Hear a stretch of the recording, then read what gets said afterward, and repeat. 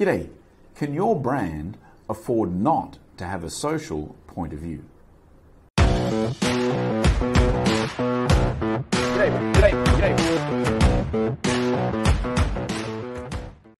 Whether it's a movement like Black Lives Matter or the Me Too movement or LGBTQ issues or the good old stalwart environment and sustainability, there's no shortage of social and political issues dominating both the mainstream media and the social media streams these days.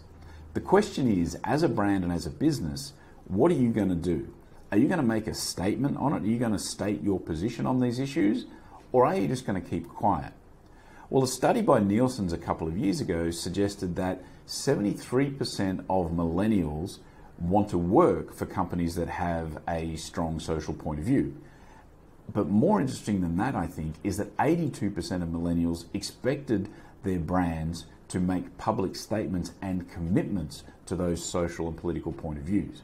So if you have a customer base, a market base, which is millennial, which, let's face it, most of us do, they expect you to not only have a point of view, but to make public statements and commitments to it.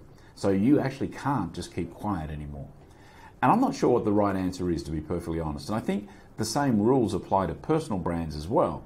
And you would think it's easier for a personal brand to actually make those statements because it is you.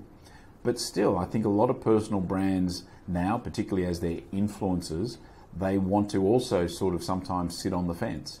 My personal opinion is, I don't think you necessarily need to hear my opinion on these issues. In a general sense, I support all forms of equality. But do you need my specific statement on Black Lives Matter? Or is a general statement about me just supporting equality of everything, is that enough? I think it's a little bit different maybe if you're a personal brand to a product or a service brand, but not a lot. Can a public brand, can a public product brand just say that we support all forms of equality?